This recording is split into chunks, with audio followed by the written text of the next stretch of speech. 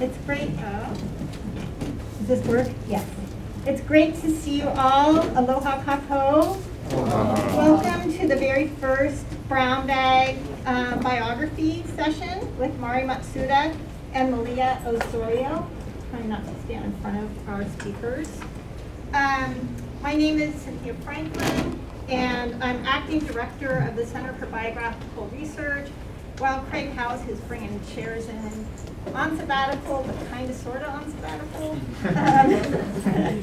So this series is the longest running seminar series at UH Mānoa. Today's talk is number 863. Wow. Yeah, and it is the only one of the semester that will not take place on a Thursday. I'm really sorry. No, it's good. I mean, clearly people found their way here this year. So this was originally the idea of George Simpson, Emeritus Director of the Center for Biographical Research.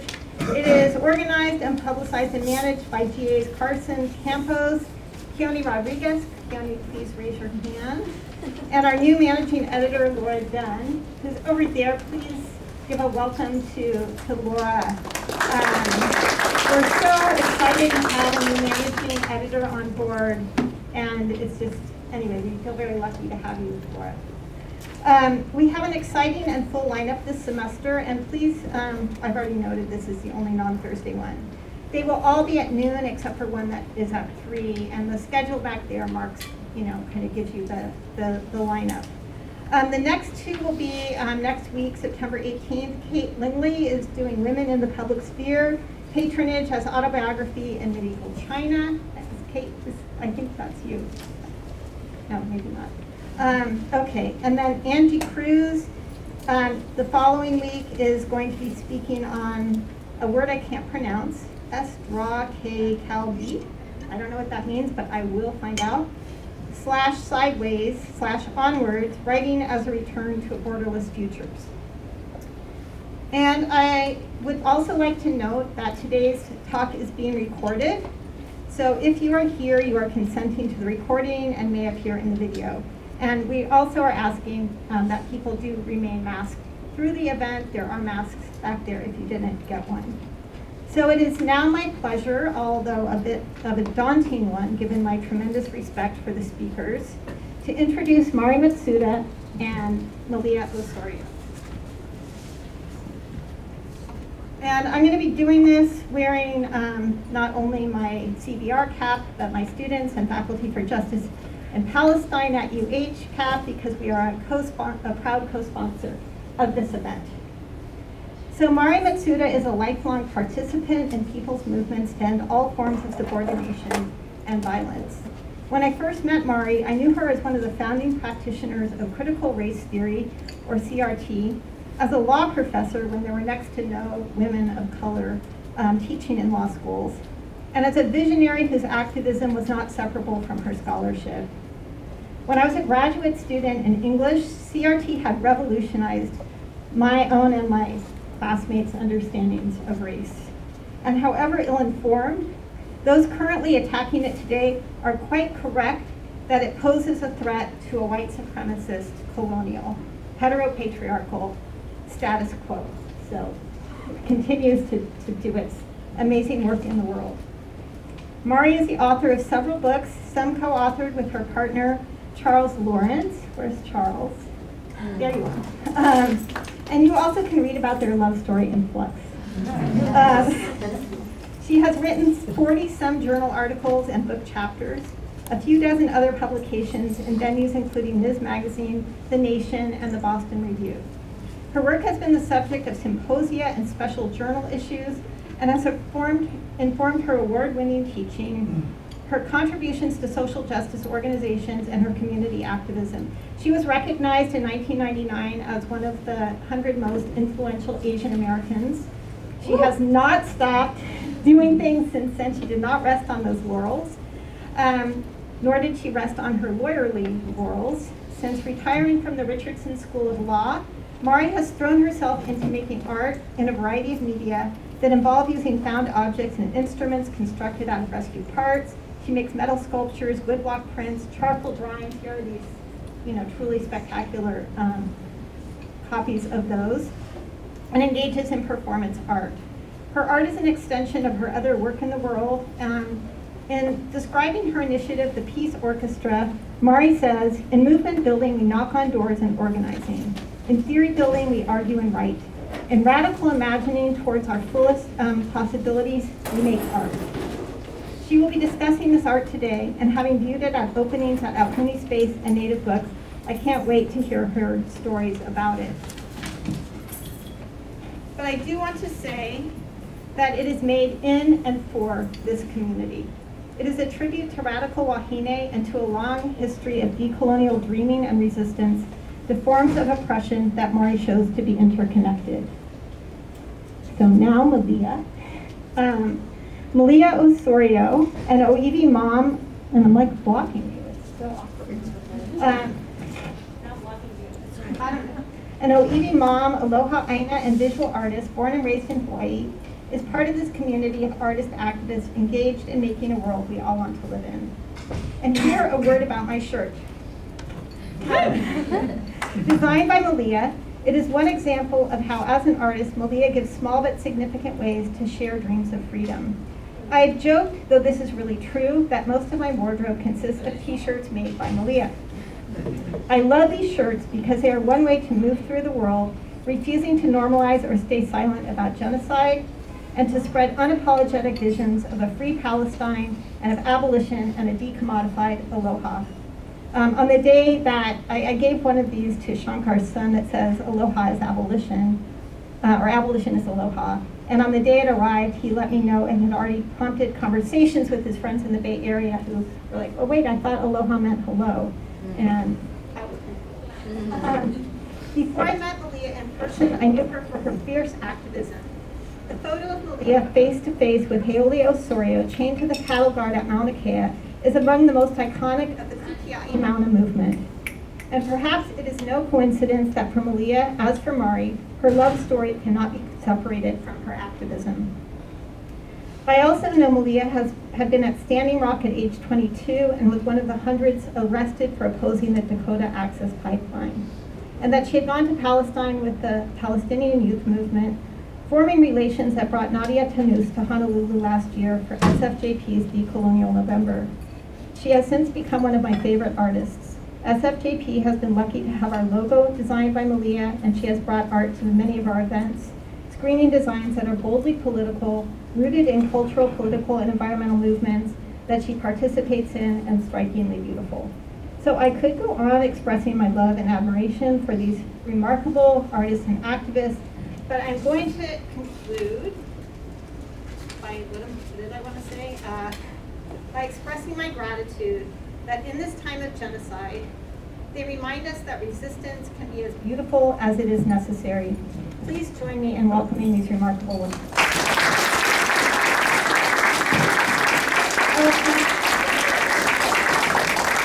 I want to thank SFJP members for making these legs.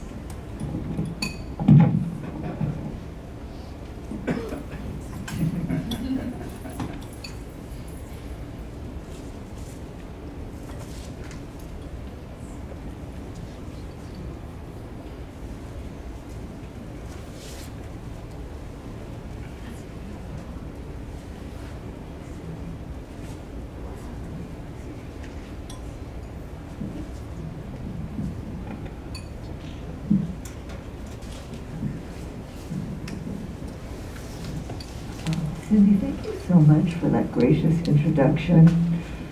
I have a canned bio on the UH website, so usually if I talk, people just read that thing. And she took the time to really craft something. I'm so moved. Thank you. And for all you do, I'm remembering the day when Malia was on the Mānoa line. Cindy was the one who organized faculty. First time in my life I learned what signal was, to head to Bachman Hall and do an action there, which was, our Kuleana, especially as faculty, to confront David Lasner in person, which we did, and I'm so proud of that, but it was Cindy that organized. Thank you. Let's give it up for Cindy.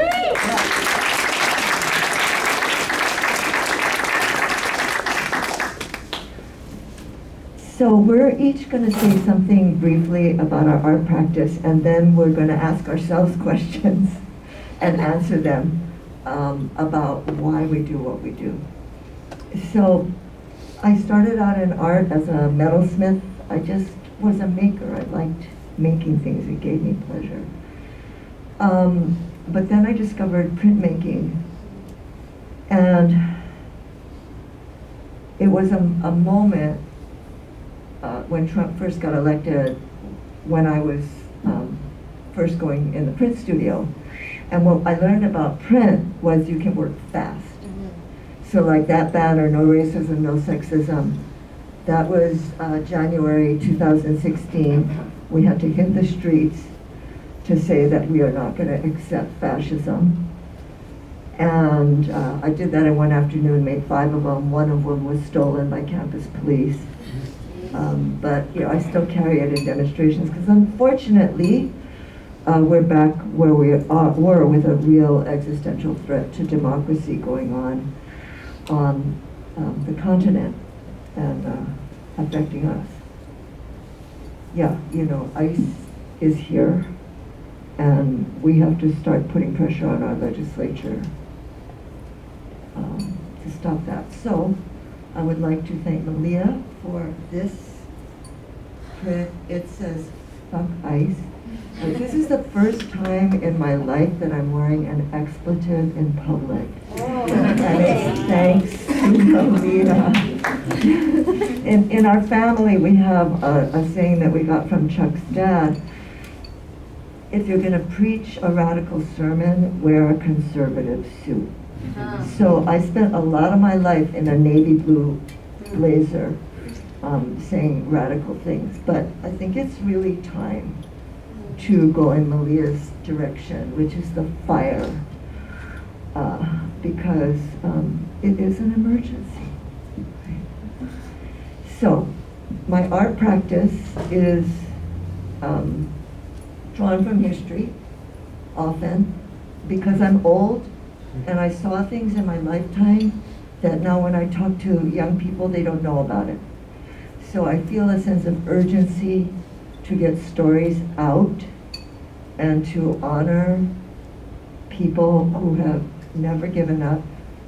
So the title of this piece is "It Was Never With Our Consent," because there was never a single day since the arrival of those tall ships in this place that someone did not resist. Every single day, someone was doing something to say, what you do to our Aina, what you do to exploit the people here, you do not do with our consent, and we will fight you. Every single day. So it's intended to be a circle from past to the future, and the future is intended to return us to our past, where the land was healthy and the people were fed. And what I've discovered in doing this art is that you can form a connection with the viewer that you didn't even anticipate. So when I made these, people came up and told me stories about being present at these actions. The last time this was displayed was at Lahaina, and somebody came up very excited and said, "That's my sign, I painted that sign." And the occupation. And we felt love for each other in that moment. And that feeling, in theory world, they call that the intersubjective. But it's just when your heart reaches straight into somebody else's heart. And I try to do that with art making, and when it happens, it's amazing. So, I just want to tell you one other little story. Professor Dr. Malia Osorio, who's sitting here, is there in the corner with his guitar on the Mānoa, but above him is a piece of a guitar that connects to the prior drawing, and that's George Helm's guitar. And when I realized that they were singing together, and that John was singing about George and how we honored him in that moment, I'm sure that's what he was singing. As I was drawing it, I just felt overcome with emotion And that high of making art to connect to community is something that I have discovered in my old age, and I'm never going to let go of it. So that's my art practice, and now I would really like to hear from Malia about how she experiences and came to her art practice.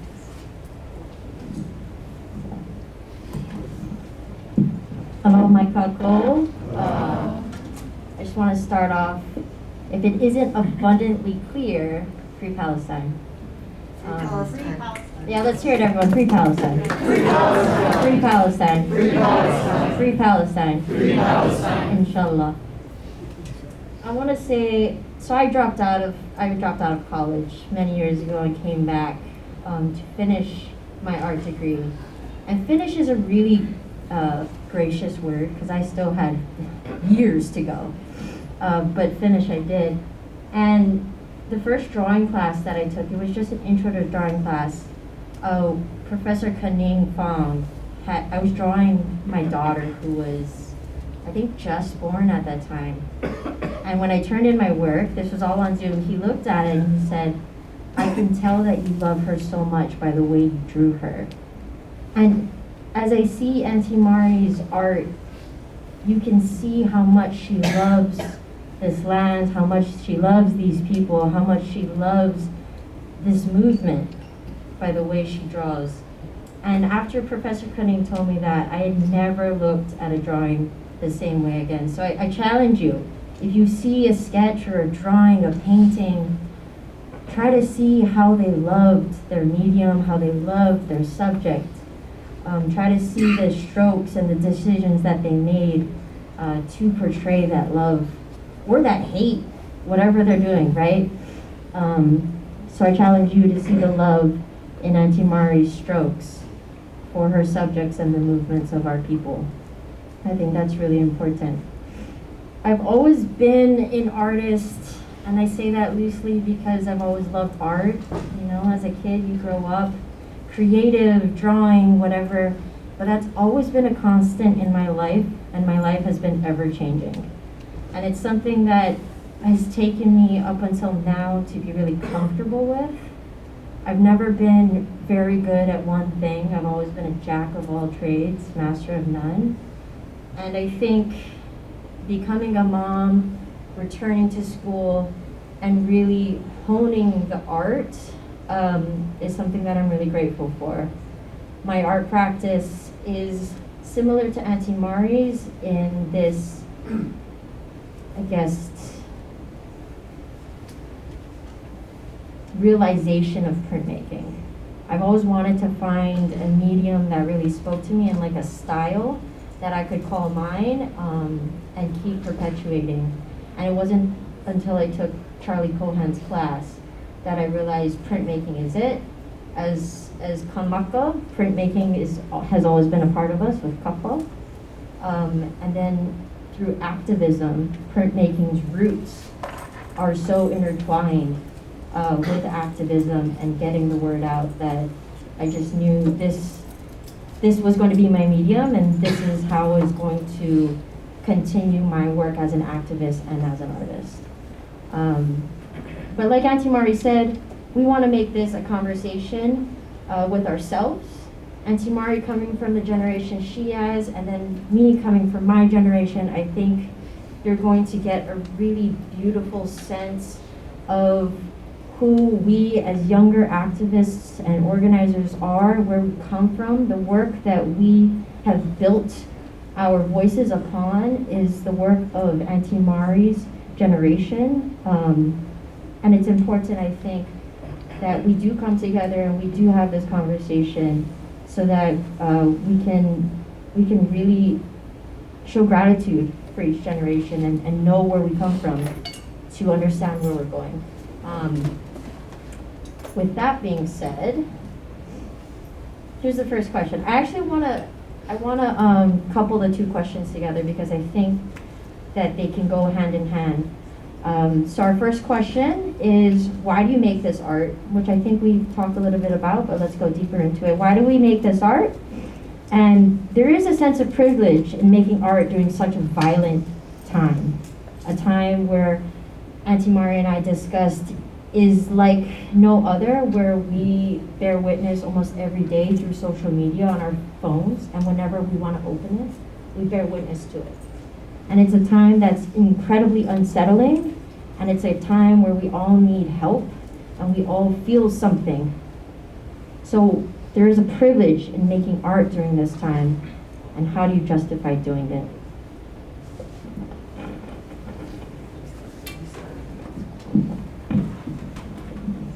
I don't think we can justify the privileges that we have. You know, I think about it every night when I take a bath. That's kind of my, yeah, I'm Japanese, I gotta have a hot bath every night. And then I think about all the world's people that don't get to do that. And that's a broken world.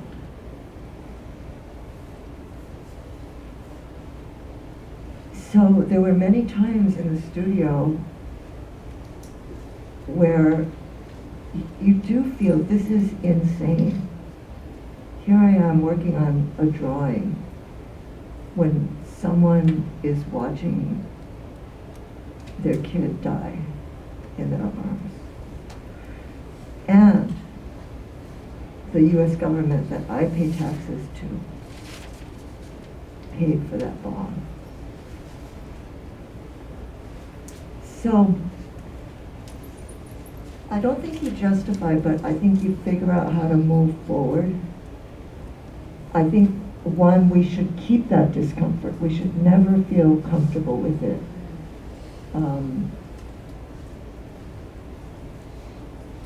But two, we have to stay committed to acting and being in solidarity with people everywhere that are acting in whatever way to stop the insanity of mass wealth inequality in the world, the choice of war as a means of doing politics, the profiteering off of that war and that inequality, the nuclear proliferation. You know, I'm just listing these things that if we don't stop them, climate I'll put on there, and I'll add the racing ahead of technologies like AI before we have any idea about how we can stop them from being an ultra-destructive force. If we don't collectively choose to act against those things, this is actually the moment that could be the end of the human race. So, yeah, that's a lot to think about when you're just trying to puzzle through the correct composition of your drawing. And we're doing two things. We're figuring out what's for dinner and what's in the drawing, and we're participating in whatever way we can in that fight back. But I think that ties in, and the reason you love the two together, the why art. I think that art is a piece of the puzzle. That people want joy and love and warmth and creativity in their lives. All people do. How do we know that? Because we want it. Each one of us wants it. And when you make art, you're casting your lot with those people who are seeking love and joy and beauty and creativity. And you're saying, let our tribe thrive. How about we take over? Not the people that are about having more, taking more, exploiting, get what you can, take what you can, greed is good, kill, kill, kill. No, we're better than that because we make beautiful things together. I think that's what we're trying to proclaim when we make art or music or any kind of creative practice. You know, some of you are cooks, that's a creative practice. And I think it does reach people. So, there's never been a successful political movement that didn't have artists on board. And Malia especially is in that tradition, and I just love it. Because, you know, when it's printed beautifully like that, then you think, okay, this is real, our movement is real. When I asked my students, when you all were on the Mānoa, is this movement going to succeed? And they said, yes. And I said, what makes you think it's going to succeed? And what led to this? And one of the things they mentioned was the cool graphics and the stuff they were seeing on social media. Like visually, this was the winner. And that spoke to them. So, to be useful, we used to say in the 60s and 70s, serve the people, that your measure of your worth was how useful you were to your community, and particularly your community of struggle, people who are doing something to try and make the world more just. If art can do that, then that's a reason for me. But I have to say one last thing, that if I'm going to be honest, the main reason I do it is internal. Like, I just feel so much safer and better. I'm a cancer survivor, and when I was in the most painful part of my treatment, it was during COVID, and I took an online watercolor course. Thank you, UH Art Department. And I found this very unusual thing that other people knew, but it was my first experience of it. When I was making the watercolor, when I was concentrating on my painting, I didn't feel the pain. And that was like an amazing discovery, because I was seeing a pain doctor. I was like trying all kinds of medications and medical marijuana, which did help. But the art practice was so healing to me. And that's actually the main reason why I will never stop. Malia, how do you justify making art in these terrible times?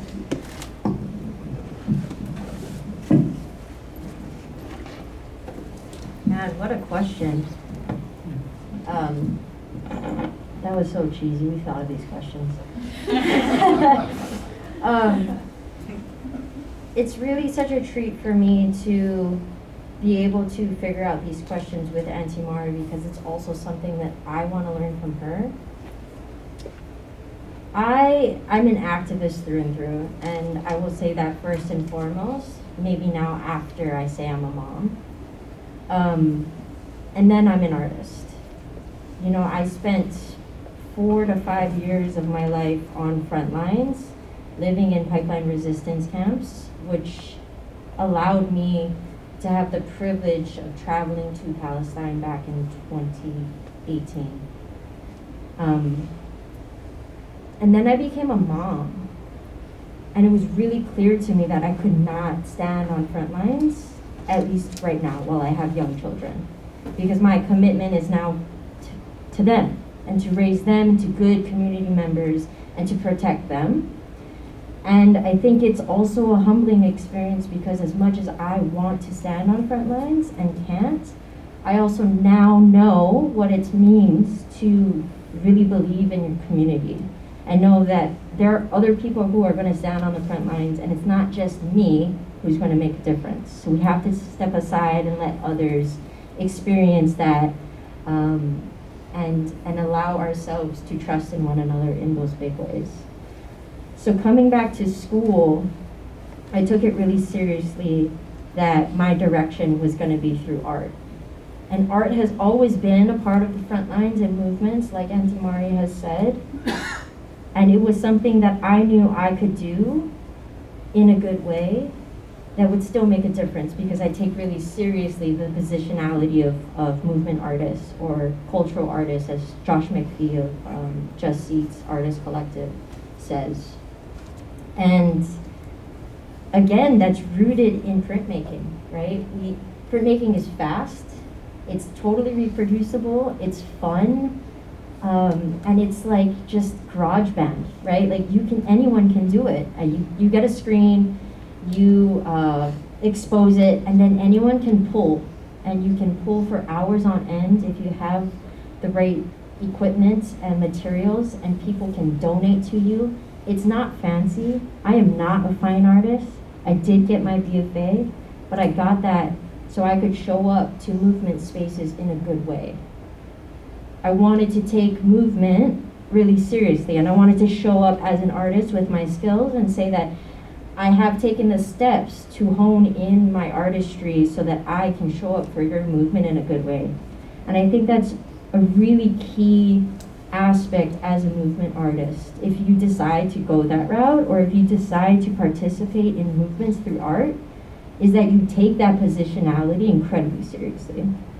You don't just make art because it's trendy or you want to post online and you want to get likes.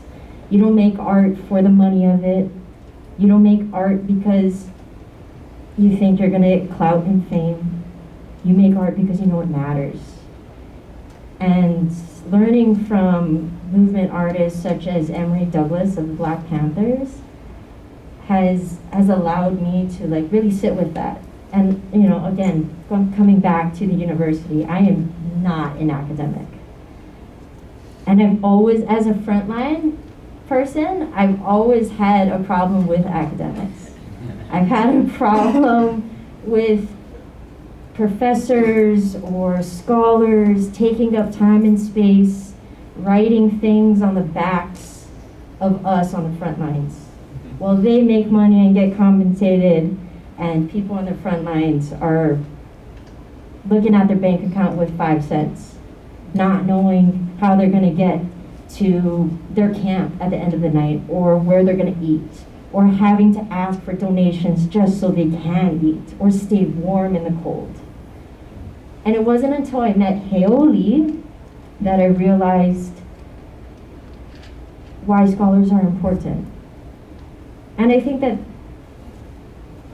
making art has allowed me to have a better conversation with scholars. And coming back to university was my way to push back onto scholars that you all cite people that you learn from, but do you cite artists? Probably not. And it's important that we do take artists seriously because they do have things to say, not just with their art, but with the research that they do, with the conversations that they are a part of. And I'm not saying you need to cite me, I'm saying that you need to take artists, especially in movements, seriously. And that was why I wanted to do the BFA. I wanted to make a stand for movement artists, and I wanted to push ourselves to think more critically about movements as a whole, rather than just the things that we read in textbooks and in papers, and the ideas that we have, and the organizers that we meet. I want us to look at the art that is made and the t-shirts that are worn and think, wow, why did that artist use that certain font? Or why this many colors? So I make art because I'm serious about it. And I justify doing it because I'm a mom now, and that's how I can contribute to movements. Our next question, I think we both touched a little bit on, but what does solidarity mean to you when making art? You want me to go? Here we go. Again, so Emery Douglas, I'm going to talk a lot about him because he's my favorite artist, and I think he's really cool, and he's still alive, so that's awesome. Black Panthers, his title in the Black Panthers was Minister of Culture, which is also just so suave. Like, come on now, like back in the day, we be titling people with these really beautiful names, and I think we need to start doing that.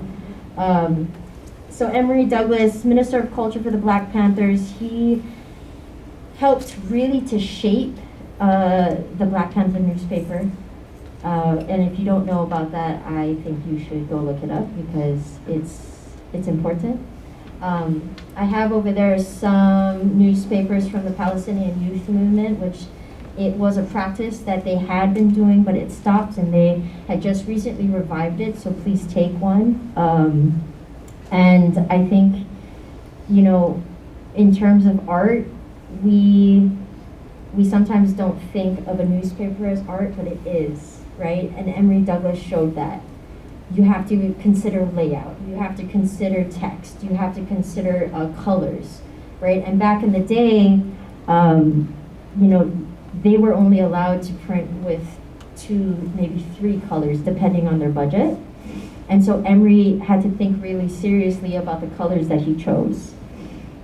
And as the Black Panthers got their word out with the newspaper, Emory Douglas also got his artwork out. And I don't want to say his, but really it is his work that showcased what it means to be Black in America, which hadn't really been showcased, I don't want to say before that, but to the community, right? Like he's a Black American, and he's a community member, and he is showcasing his work not to some museum, not to some university, not to some big publication, but to his people.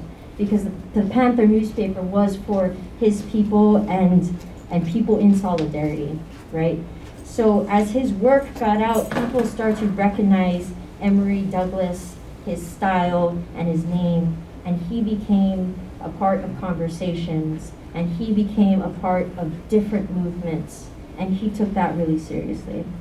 Emory Douglas has said time and time again that, like, do not just make art, and I've already said this too, but do not just make art just to make the art.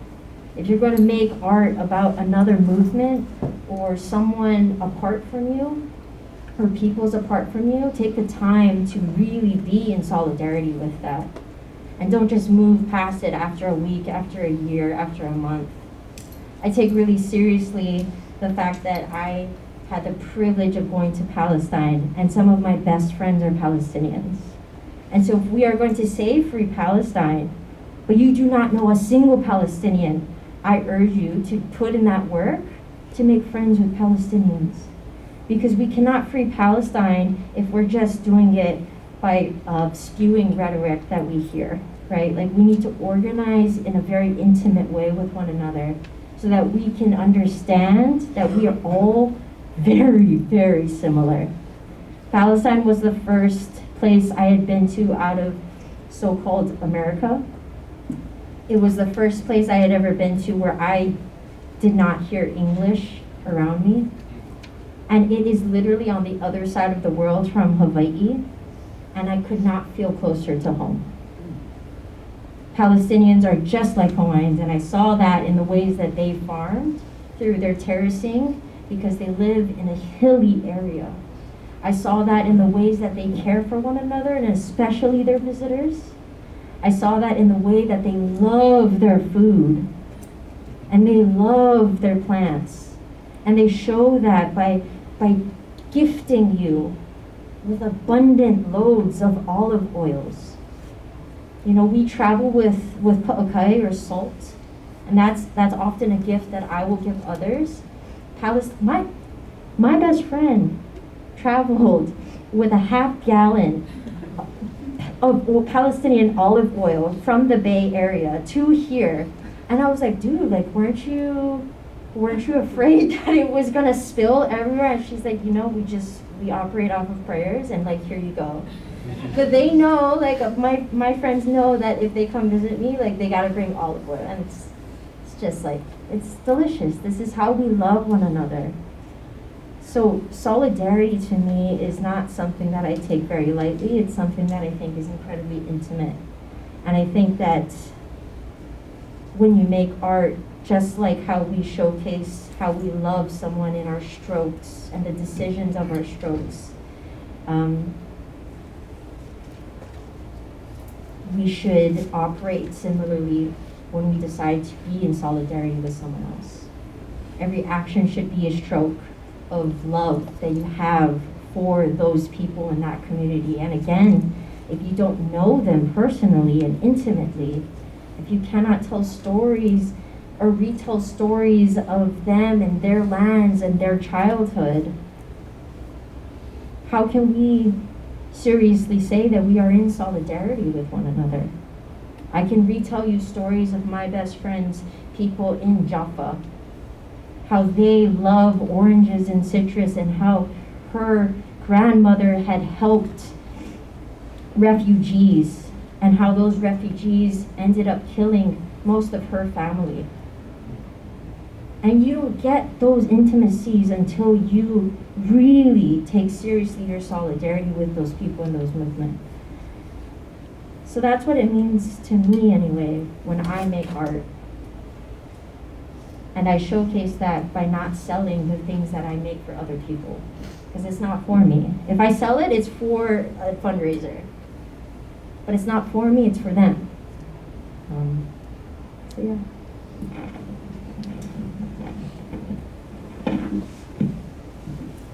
I'm struck, Malia, by how often you use the word love. And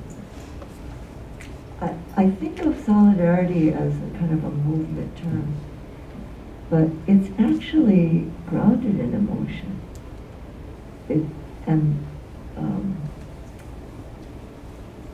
That experience of deep love that you have when you're in political action with other bodies, that moment,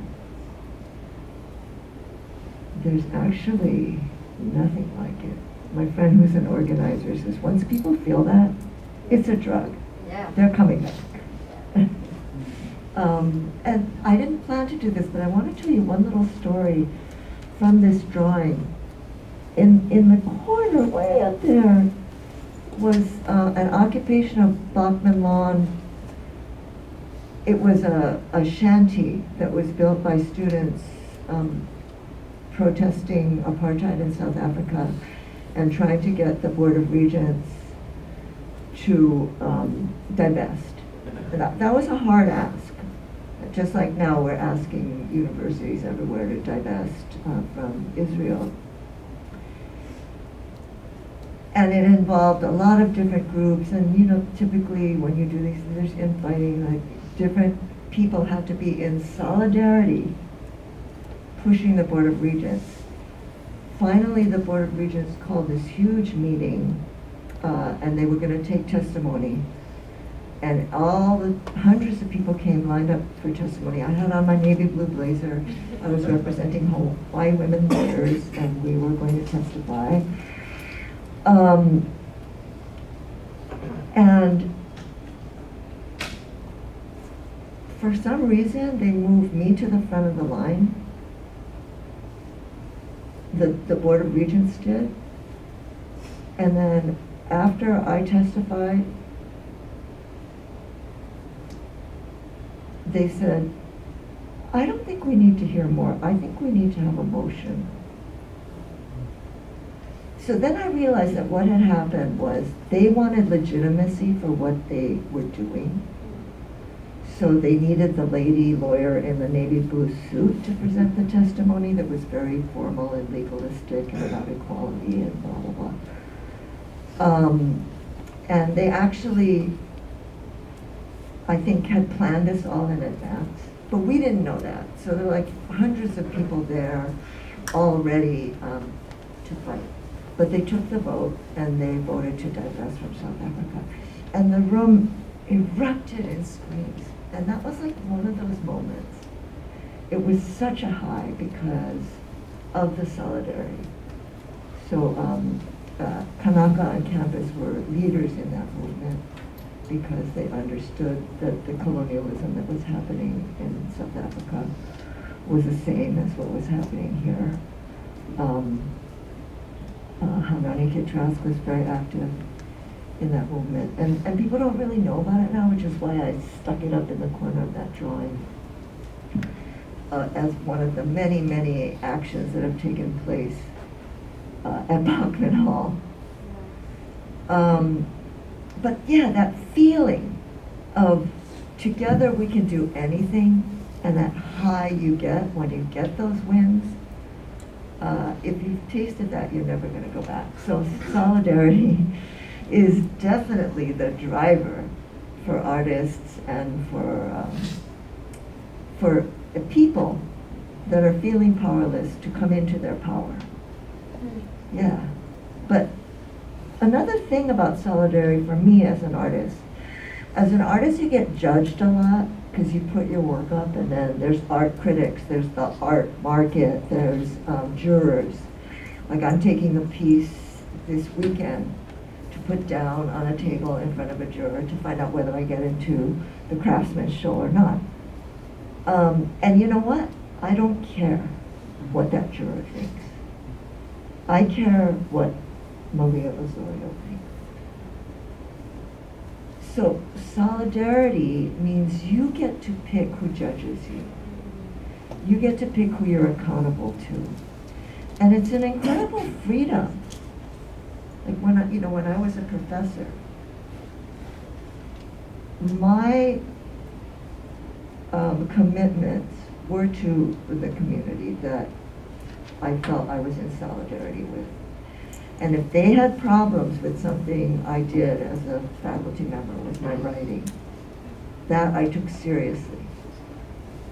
But then I was immune for that. There's a lot of ugly that you get when you put yourself out there as a writer or an artist. And I could ignore all of that because I could look that guy in the eye and think, oh, that's interesting that you have that comment about my article, but I am not accountable to you.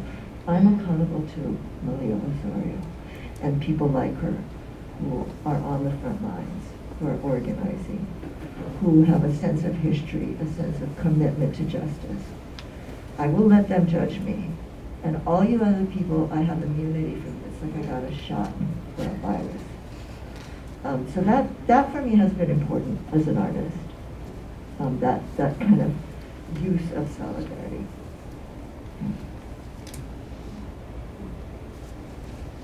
Got more questions?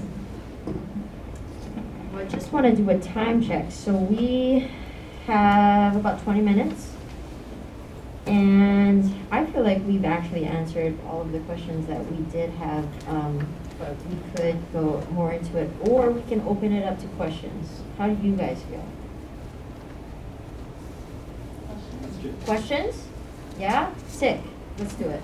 I also just want to say, while Auntie Mari and I were talking about this and kind of just organizing ourselves around what we should ask, she said a really, really powerful thing that I want to share with you guys today. She said, being a part of a movement means you don't have to be a hero.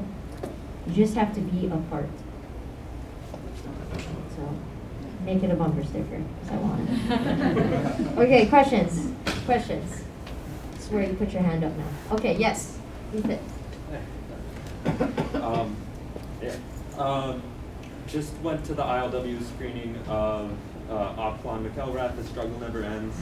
And I got to talk to Auntie Claire there, and it's very wonderful. And I know, Dr. Mari, you've done a lot to honor that specific lineage of resistance in Mānoa. For me, I really appreciate always the discussion of utility of art in this period, this time. As someone who does art myself, I think it's I always berate myself after writing something or just because I know this isn't serving the people. And I would love to hear more. I don't know, I want to know. My initial question was to ask if you could elaborate on the utility of art in that 60s, 70s period that you were coming from, and how those aunties that you write about, or not write about, but feature in your work, used art, and then maybe how that carries into now, and how it's is there a systemized approach to art and the messages being disseminated? Thank you. Great question. That's a great question. It has so many parts. Okay, let me start with, you've already talked about Emory Douglas, but serve the people, yeah? I was a little kid, I grew up part in LA and part here, so this was in Los Angeles. And I saw a bumper sticker with a Black Panther, and it said, "Black is beautiful." That was my introduction to the Black Panther Party. Before they were in the news, before anything, I saw this image. And I sat down, and I lived in a neighborhood that was like 1/3 Mexican, 1/3 Japanese, 1/3 Black. Because of residential segregation in LA, it made really cool neighborhoods to grow up in. And turning that idea over in my head as a little kid, Black is beautiful. Black is beautiful.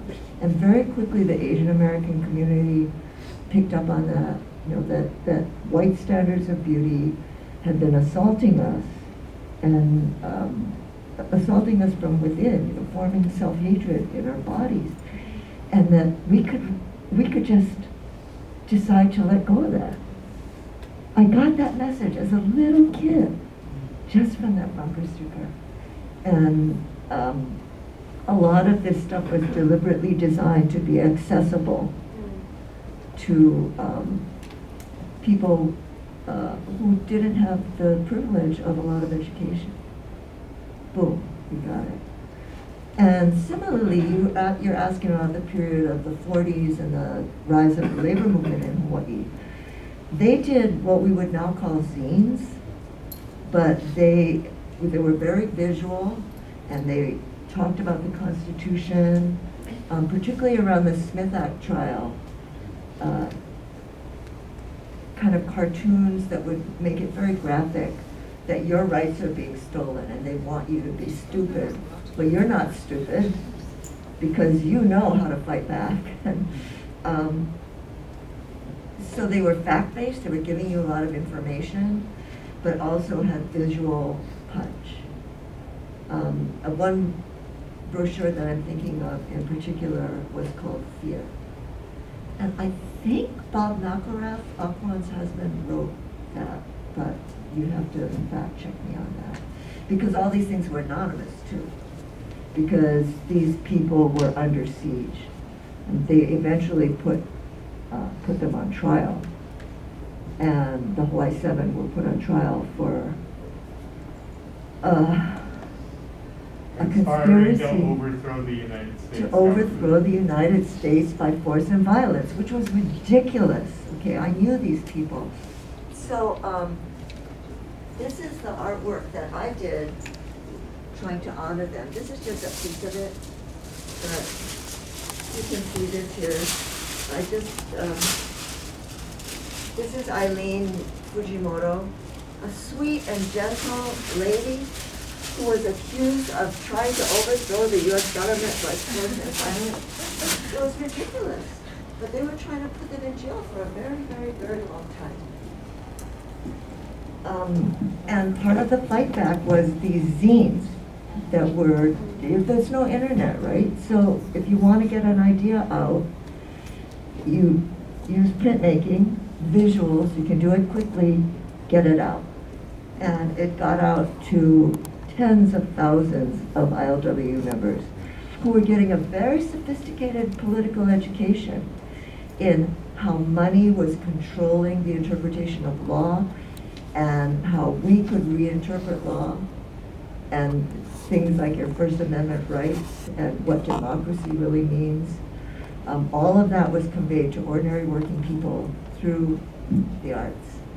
You know, a lot of those guys that were active in the ILWU were good artists.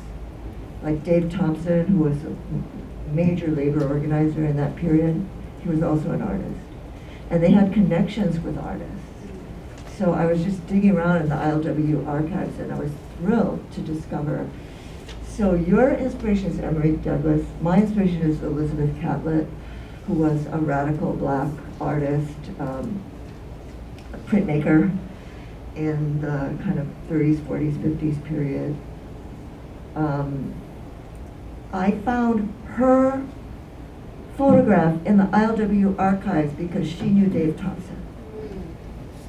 So they were in touch internationally with other artists and radicals. They call themselves internationalists, like they really understood that the struggle for human rights, labor rights, peace was an international struggle, that we weren't going to win it just in Hawaii, it had to happen everywhere, or we'd be in this endless struggle here. Yeah, so artists have always been there. You have a follow-up question? I didn't phrase the first one right, but I Okay. really appreciate that answer. I got nervous, I stood up for some reason.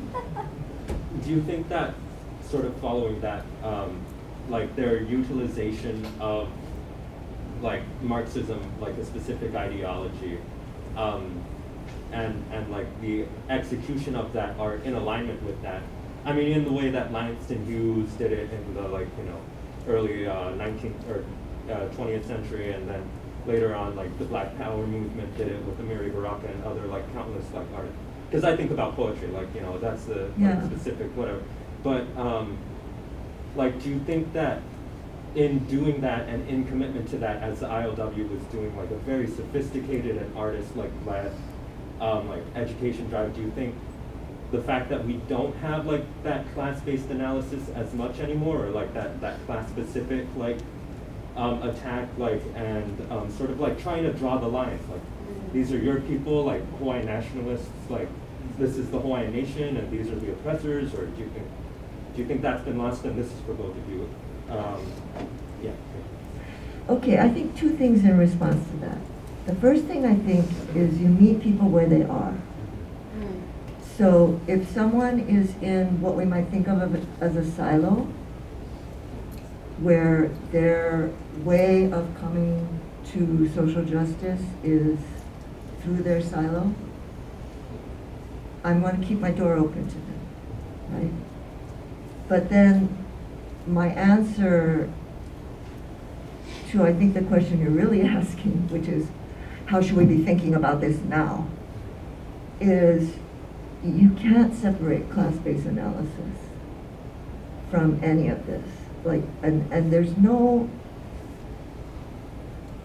better way to understand that than watching this ridiculous President of the United States and all the billionaires coming to demean themselves by sitting at a table and one by one talking about how great he is. They think he's an idiot. Why are they doing that? Because they are really the ones who want to control this world, to extend their wealth and their exploitation of the rest of us. And they are why the bombs are not stopping in Gaza. They are why we can't get land back for indigenous people. Anything good we need, healthcare, housing, art, music, that we could have everything we need if they were not hoarding.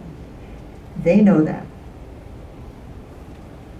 We don't all know that. But I think it is our job in this moment to make us, to extend that knowledge. But I think we have to extend it with generosity, rather than saying, well, you know, she doesn't have a class-based analysis, so forget her. No, she's just in a different place. And why doesn't she have a class-based analysis? Because Eileen Fujimoto was put on trial, and everybody who had a class-based analysis in Hawaii was threatened, red-baited. My mom started something called Hawaii Youth for Democracy on this campus in 1940. They were red-baited off this campus. They had a class analysis. And if you look in the minutes of their meeting, they were talking about Palestine in the 40s. Okay? They were red-baited off of this campus. And that's why the class analysis disappeared. So I think we should be generous towards those that don't have that analysis, but I think that implicitly you're suggesting that without that analysis we ultimately don't move forward. If that's what you're suggesting, I agree with you. Okay, here we go. go. Let's do 3. Would you like to say? Sure. You don't have to. Okay. Yeah. Well, We could. Yeah, here we go. Hi everybody. Yeah. It's so great listening to you guys speak this afternoon. And it's kind of a twofer, so it fits things that both of you have spoken on. Most recently, I was so grateful that Dr. Matsuda was mentioning zines, because I run a little bit of a magazine with my sister, and my question is kind of about, I guess, people, and I like alliteration, so I'll phrase it as putting people over perfection. I've been getting into organizing personally, and I had a bit of a problem with being very hesitant to put things out there because I want to make sure it's right. And so I don't want to put out, the newest article, or I write a column called Common Sense, and I've been struggling to get things out there because I'm afraid that if it doesn't come across right initially, people won't get what I'm trying to say. And I know that at the center of politics, at the center of every movement, it is people. And so I'm like, how do I get through, or how do you all in your own works kind of get through that need for perfection, or at what point do you decide, it's strong, but it'll be made stronger with people, and so that the risk of misunderstanding is the work that we can do in solidarity. Good question. Great question. Thank you. Let's take the 3, and then we'll. Again, awesome conversation and presentation. I am really interested in at what point your art takes on a life of its own. These panels, they now live. It's so important that you say it's circular and not linear. So I think that, just the way that enlivens it. But at some point you let it go, and it lives on, it'll have its own journey.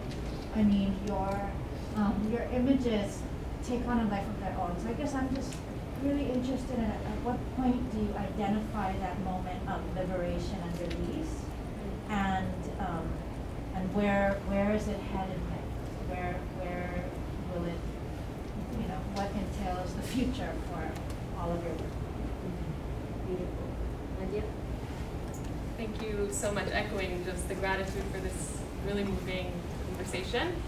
I have a question to you both about the obligation of artists, I think, to also chart the future and to help us sort of unlock our imaginations of what is possible, particularly in these times of fascism, of violence, of genocide, to be able to think beyond. I think so much of the work is reflecting the times, is reflecting the struggle, which is so critical. And I also am curious how you might articulate our obligations, and especially the obligations of artists, I think, who have a unique capacity that others in our movements don't, and how to lean into that, or what you might say about the obligation to think beyond. And Auntie Mari, you said something to me this spring about the time that we're in requiring us to demand our utopia, and I wonder if you could share a little bit more about that, and to Malia, to the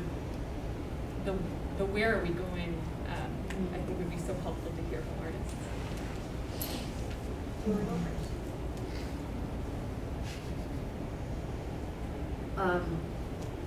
I really loved your question on hesitation and making sure it's right.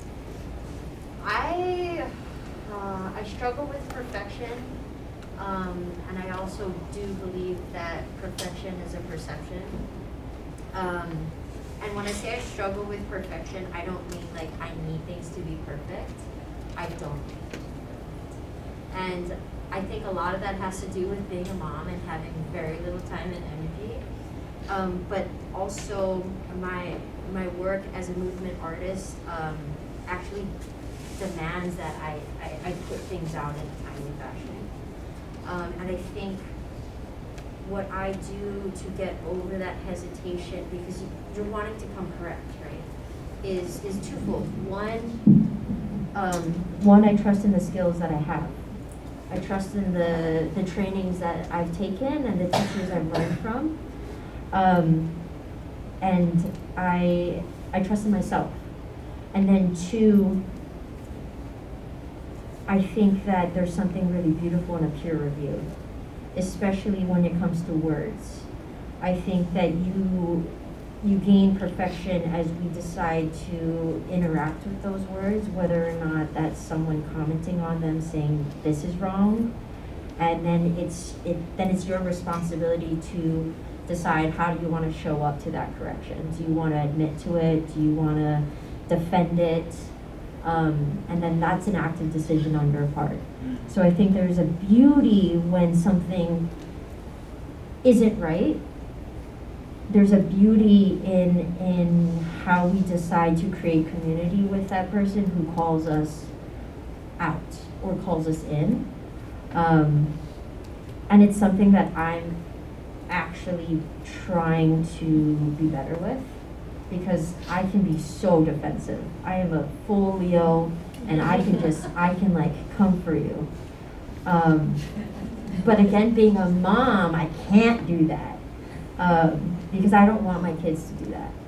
And I don't think that that's where we get to the future that Nadia suggests by doing that. So I think trust in yourself and then challenge yourself. Yeah. Cute. Very good. Yeah, I want to actually go to Nadia's because like I don't really feel like when I couldn't answer yours because they're not my images. I create them for the movement, and so like I never really thought about that before, and I think it's a really interesting thing now to think about it. And then again to Nadia's, like I don't dream of the future. And I think about that a lot. I can't dream of the future. I don't think I know how to dream of the future. And so I think people who are futurists are super cool. And I think that that's a skill that not a lot of us have, and I think that that's been actually taken from us, you know? And that's been taken from us by design. It was taken from us by design. They don't want us to think of the future because we're not supposed to have a future, right? We're supposed to work for them and their future. And I'm okay with not knowing how to think of the future. I know that that's not my skill. It's not something that I think I could ever do. I think of the future in terms of my kids, right? And making them good community members. So I think of the future in terms of like now, what can I do now that makes me show up in a better way, show up to be a better community member? How do I raise my kids to do that? And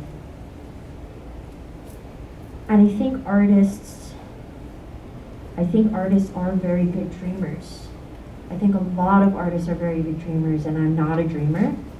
I like to make things that help to perpetuate a messaging that messaging dreams, right? So I'm not dreaming, I'm just uplifting that dream itself. But I would really love to hear from Auntie Mari if she thinks that she's a dreamer. And then the other questions of at what point do you realize where you see your art going and having a life for itself? And then also, how do you get over hesitation on letting things go and making, putting your art out before you think it's perfect or not?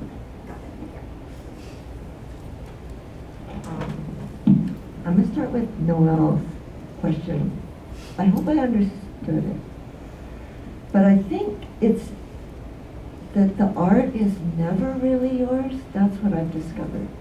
That even in the process of making it, it starts talking back to you. Like, I actually brought in something to share, and this is a good time to share. When I started doing this drawing, was the one I did first, the one with the queen. She wasn't going to be in the picture, but I opened up this piece of scrap paper and it had old charcoal markings on it, and the charcoal had smudged into this exact shape of her face. That size of that face was the charcoal mark that was already on the paper. And I wasn't going to put the queen in the picture because my theme was going to be the Mānoa, like ordinary people whose names we've forgotten, who stood up. But there she was. And then I realized that you have to be very loose as an artist. It's really different from my academic work that was very structured. That she was telling me, why are you saying I am separate from my people? I want to be in this picture. So, and then Chris Kamunahana was here. I hope you don't mind my talking.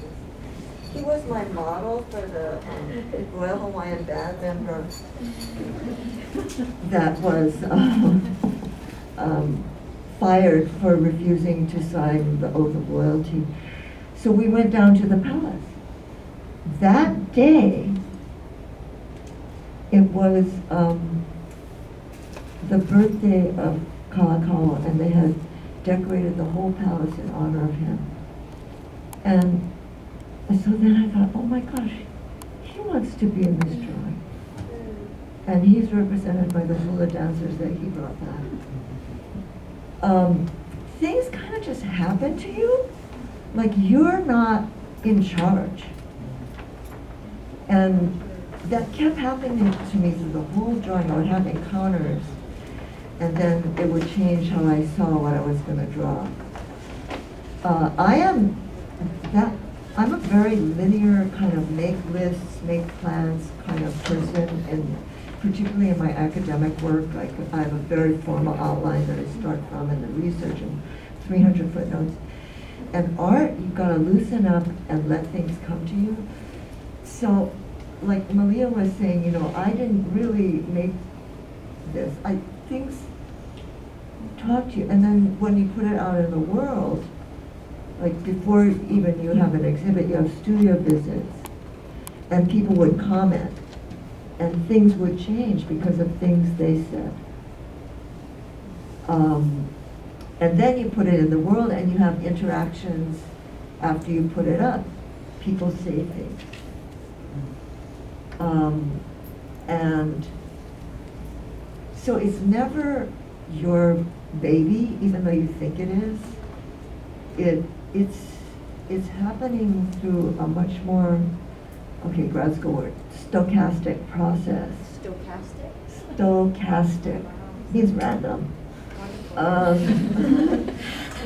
the things that you don't plan, but that occur, not in some orderly way.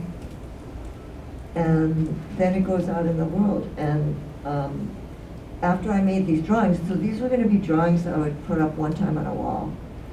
But Miley Meyer, who is like an idea machine, says, oh no, these need to be banners so that we can take them around. You need to take them to schools. You need to.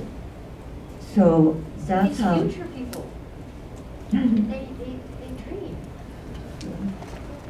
So that's why they're banners, and that's why I could bring them here. So yeah, they never belonged to me. Even when I was drawing, I wasn't the only one in the room drawing. A lot of messages were coming to me. I don't know if I answered that question. Okay. Perfection, the way I get over it, because I'm a perfectionist too, is that other people want to see it. They're waiting to see it. And if I make it my goal for it to be perfect, they'll never get to see it. So I'm going to just force myself to get it out there. And studio visits actually really help. Like Marika's here, she came and did a studio visit when I was working on my Radical Wahine project. And she said, this is ready. I didn't think it was ready. I thought it needed a whole lot more. So that helps. You know, just like expose yourself to somebody and they'll say, no, that's better than you think it is. All right. Nadia's question I've thought about a lot, utopia. I think utopian visioning is a really important part of organizing, because we can't just be saying how bad everything is, bad, bad, bad, bad, bad. We have to tell people we're going to a place that's going to be so much better. And Malia, you said you're not good at that. I don't think that's true, because you're an organizer. And that means you're always telling people we're going to fight for this and it's going to be worth it. And you are telling them what we're going to get. You know, what does it mean to fight for the water? Fight for the water is life. Because the land that's going to feed us when we, by the way, they just won a big water struggle on Maui. You know, every one of those fights is getting back to a place where we can feed ourselves. Right now we got 5 days worth of food on this island. If there's a hurricane, the boats stop. After 5 days, no more food, right? We're gonna go back because that knowledge exists. The Hawaiians know how to feed us. They fed 1 million people, no problem. So it's going to be so beautiful. And I think we need to talk about that over and over and over. My friend Chris here is a filmmaker. He's trying to get money to make his new film. There will be money for every filmmaker. Every film that needs to be made will be fully funded. Where do we donate, Chris? Yeah. Plug it in. So, yeah, I think we need to be talking about that all the time, how good it's going to be. You know, this guy Musk is about to be a trillionaire. Every movie that every single filmmaker now and into the future wants to make could be fully funded if he could share. Just one guy. Stop hoarding. We could fund all those films. So, yeah, I use utopian visioning all the time in my work. There's an example, there's a zine there that, and I think zines are a good medium for getting rid of perfectionism. So this was March, was it 2021? It was the first year that COVID, we call it coronavirus, then hit. And we sat down in the studio and said, we're gonna make a zine about it. And I just wrote down my utopian vision of how you would deal with a killer virus in a utopian society. And I did it fast and dirty because we needed to get it out there. So zines are great for that. You don't have time to make it perfect. But I talked about, you know, the quarantine should be like a spa, like a place people really want to go to. And they're going to get luxury food and massages and all this good stuff. Because they were talking about locking people up and forcing them into quarantine. But that, no, we should make like this place where you want to go if we need to quarantine you. And listen, these diseases are still out there. You know, there's another Ebola outbreak.